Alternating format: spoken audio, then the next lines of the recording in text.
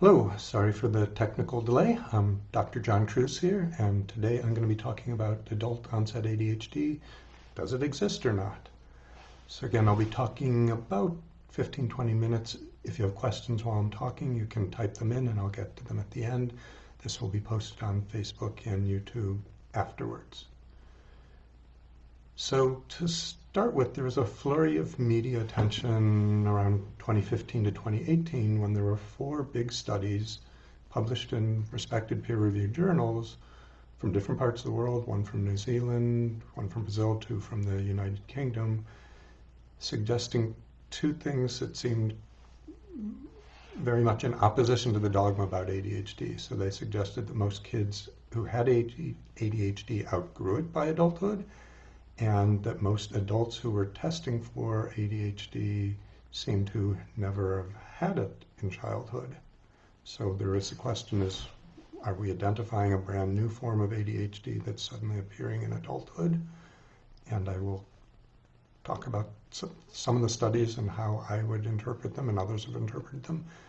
And I'd say somewhat separate from the research, I have seen and heard, over the years, a large number of adults come in their 20s, 30s, 40s, 60s. I'll mention people in their 80s and 90s even, who have never previously been diagnosed with ADHD and are showing up in a psychiatrist or mental health practitioner's office for the first time, wondering if they have ADHD, or maybe they weren't even wondering it, but they come out with the diagnosis of that.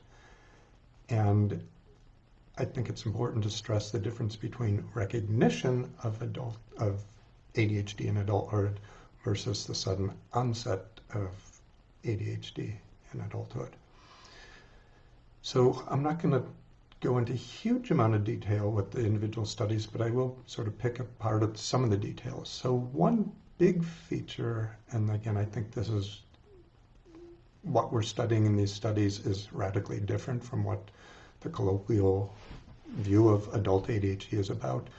Most of these 4 studies that I'm talking about, and there have been a few others since then, are comparing kids in young childhood, 5 to 7 starting point often, maybe looking at them again at 12 or 13, and their final time point is when the kids are somewhere around 17 or 18, and I'm using kids. My own children are 17 years old, so I feel free to use it. That is their definition of adulthood. So these studies were basically talking about individuals who did not show or did not fully register ADHD symptoms when they are 5 or 6, or maybe even 10 or 12, but were at 17 or 18, or conversely, who were showing them ADHD at earlier ages, and it didn't appear when they were 17 or 18. Now, I would say developmentally, and what our legal system is increasingly recognizing by, banning capital punishment and some other, how we apply rules in court to people who are 17, 18, 19, even in their early 20s, we do know that the brain changes and develops throughout life, but particularly through early adulthood, there is a tremendous amount of growth and change, and it is not stopping at 17 or 18, whether we're allowing kids to go off to war, smoke marijuana, or vote at that age. So again, at least 3 of these 4 studies, maybe all of them, what they were considering adult was people at age 18. That has no meaning for whether someone at 25 can suddenly show up with ADHD.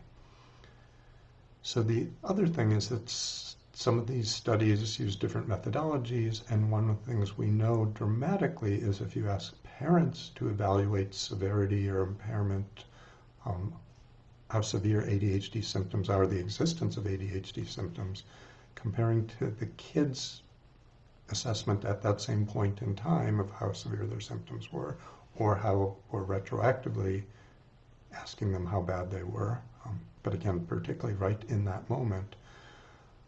Parents' assessment are anywhere from 2 to 10 times as severe in terms of showing the prevalence. So there have been a couple studies, Barkley and his group have been prominent in this, where kids rated themselves as impaired by their ADHD symptoms, only about 4% of kids in some of their samples, whereas adults, parents, and or teachers' evaluation of those same kids at that point in time. In this, again, it's a biased sample because we're looking at kids who either have a predilection for genetic reasons or were being treated for other issues or brought into the system. But the adults' assessment, the parents' assessments, were in the range of 10 to 40% of those sampled kids were impaired versus, again, the kids' self-reports were versus 4. So we know, and we know this is true at all ages that have been looked at, people with ADHD are less cognizant, less aware of impairment from their symptoms than the people around them claim or view or see those people as being afflicted, impaired, or affected by their ADHD.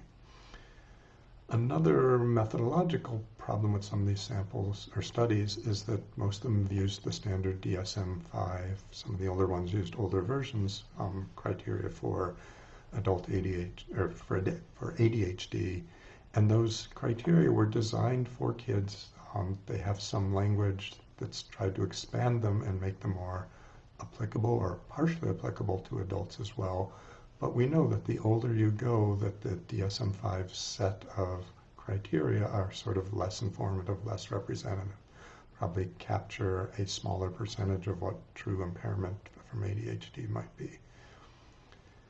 And then a fourth factor, and I was touching on this before with self-report versus parental report, there's retrospective accuracy we know is off in many ways. So both parents and afflicted individuals with ADHD, if you ask them in late adolescence, when they're in their late teens or even early 20s, when did their ADD symptoms start? And these are people who have been in studies and have been researched and assessed officially over time.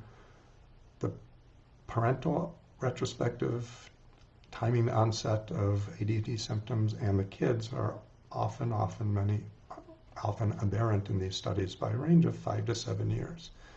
So one thing in our older versions of the DSM, which is the Diagnostic Statistical Manual that's our official Bible for diagnosing mental health illnesses, the earlier versions of that included ADHD had a cutoff of someone had to show symptoms by 7 years.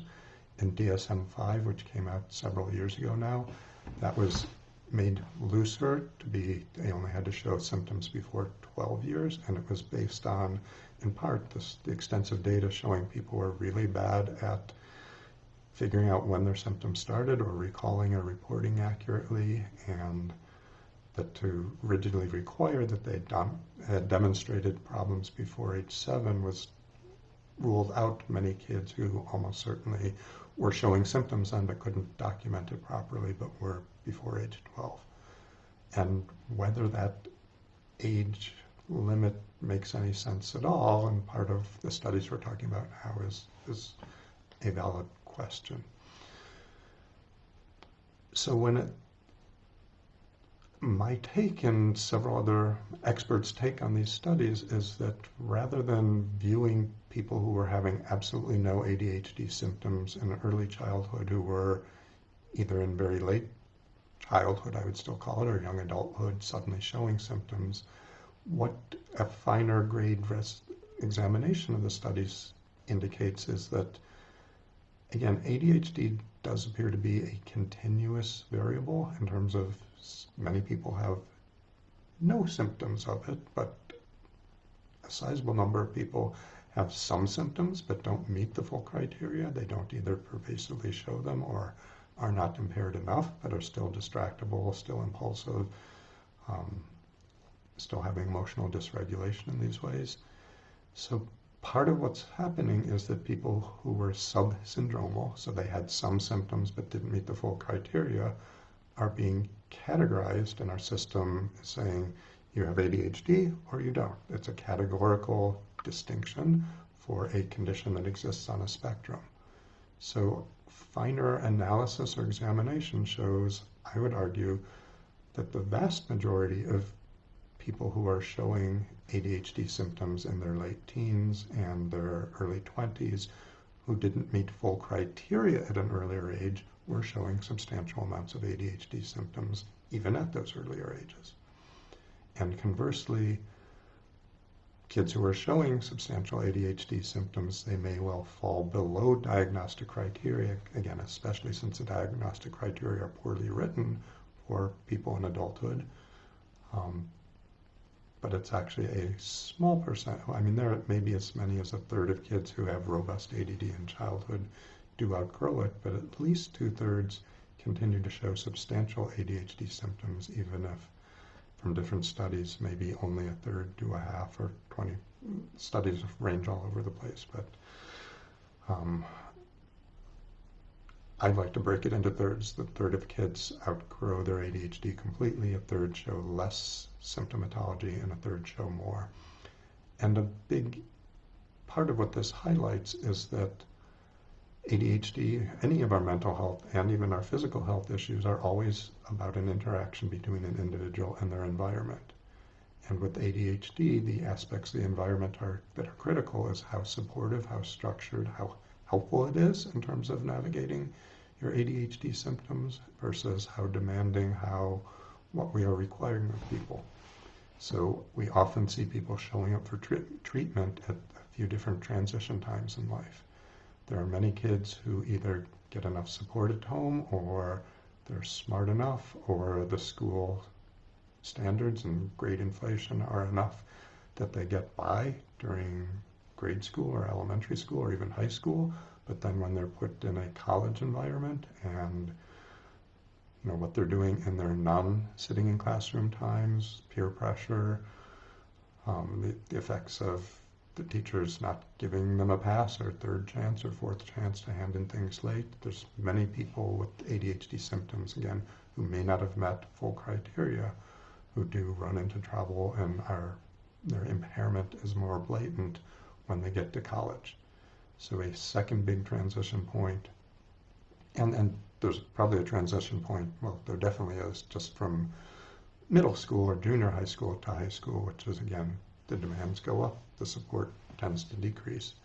Another market transition is just from the school world to the workplace.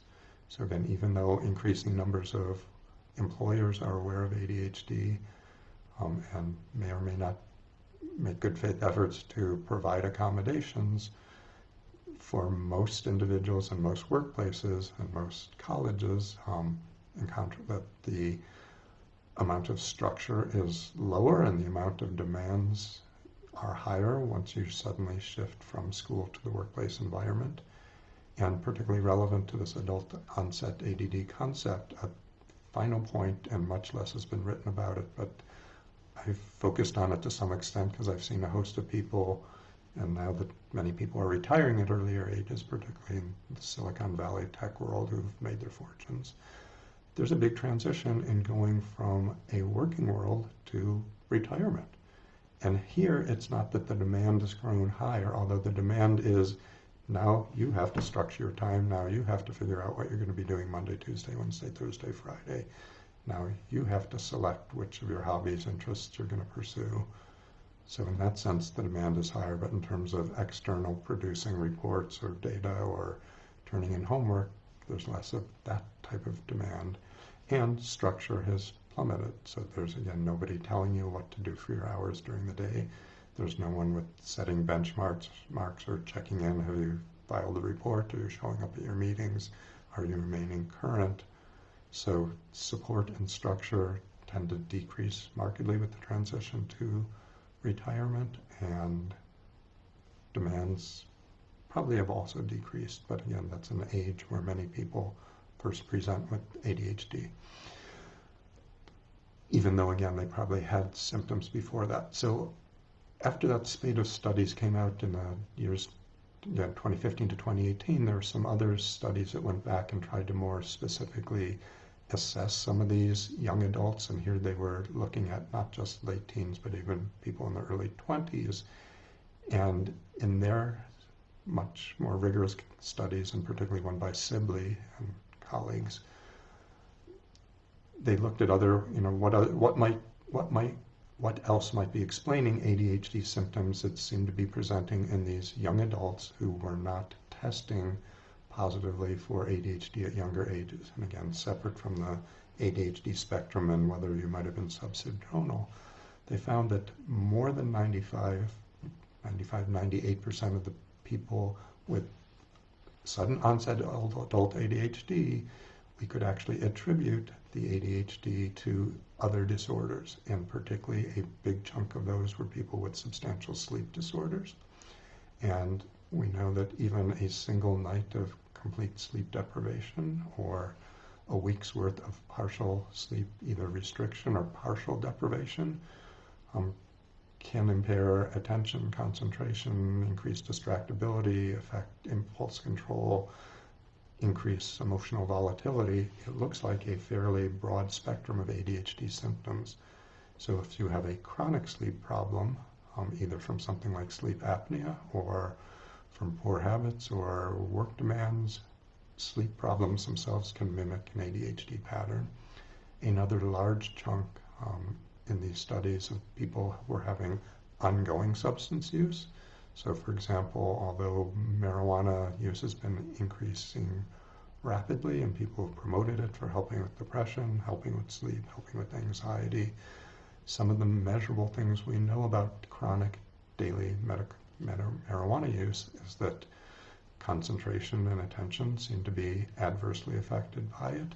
Linearity or coherence or organization of thoughts seems to be impaired by it. Motivation seems to be impaired. So even something considered as benign as marijuana, chronic use can overlap substantially. And there are other substances of chronic abuse that can look like an ADHD picture. And another area that's received a fair amount of study, it wasn't so much in these ADHDs, that particular Sibley study and others, but simple head trauma. I mean, we created a large pool of Iraqi war, Afghanistan war veterans who had explosive devices imploded either near them or in their vicinity, some who had horrible physical trauma, but some who had just the shock wave and blast and distant effects. And brain trauma in many ways mirrors sort of a frontal lobe executive dysfunction syndrome that can look like ADHD. Now again, getting back to the official ADHD diagnosis, if your symptoms are attributable to any other known cause, whether it's head trauma, whether it's substance abuse, whether it's sleep disorder, officially it's not ADHD. Even, and we could debate whether that's a useful distinction or not, and whether the collection of symptoms is what we should be looking at, or we should be looking at it only when it seems to be not caused by sleep disturbance, substance abuse, or trauma.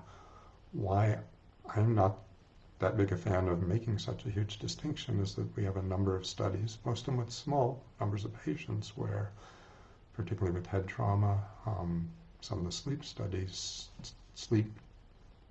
people with sleep disorders suggesting some of the same stimulants and other medications that help with bona fide, born at an early age, strong genetic family history of ADHD, that these same stimulants can help with head trauma-induced ADHD-like profiles and maybe other conditions. So I think I'll just end, and I've talked in some of the other videos with some of these people, but the highlights. So my measure or my summary of all this is that the vast majority of people who are presenting in adulthood with, I suddenly have ADHD, the vast majority of them did have something on the ADHD spectrum before that, and they either weren't aware of it or they were aspects of their situation helped them cope and function well without substantial enough impairment to be revealed.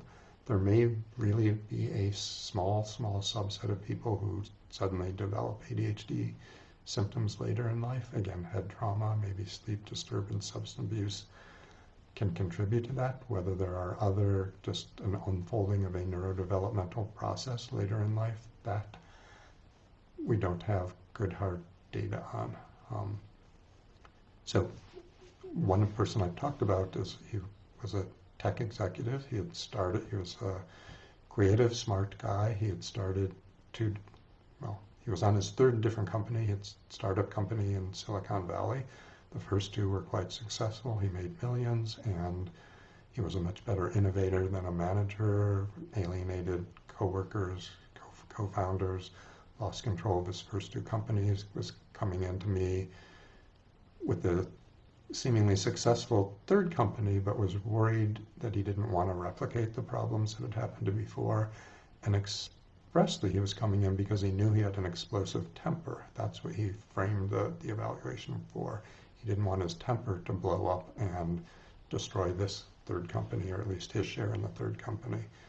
And after we did a thorough evaluation, we found, yes, he had frequent mistakes from inattentiveness. He was distracted. He would go off in tangents. He would wander in his conversations. There were other signs of impulsivity, risk-taking, emotional volatility at this present time. And when I took several hours of evaluation and discussions, he finally conceded, well, yes, I do seem in my mid-50s now to be meeting an ADD pattern, but he was sure that he had never shown these symptoms, maybe even not at his other companies, even though the explosive temper which had derailed those two companies had been there before. So I told him, go back and check with your family, see what they say in their assessment of you. He came from a large family, and he talked to, I think, 6 or 7 of his siblings, and his one parent was still alive, and all of them said, Joe, you are the same person you've been since childhood. You were always forgetful. You were always misplacing things. You were always losing objects. You were always quick-tempered. You were smart. You did well in school, but you didn't do your homework. You did all these other things. So again, their history was, substantively supporting that he had ADD symptoms all along. Maybe they weren't to the extent that they were impairing, that they were in his mid-50s. So I think we have a few million Americans out there who have ADHD, and it hasn't been officially formally diagnosed. So that highlights the importance of recognizing ADHD symptoms at any point in time. And part of the value isn't just that stimulant medications may work and treat symptoms, because we have non-stimulant medications which may also work in adulthood, and a host of medication approaches, but even beyond just the treatment of it, just the awareness of it.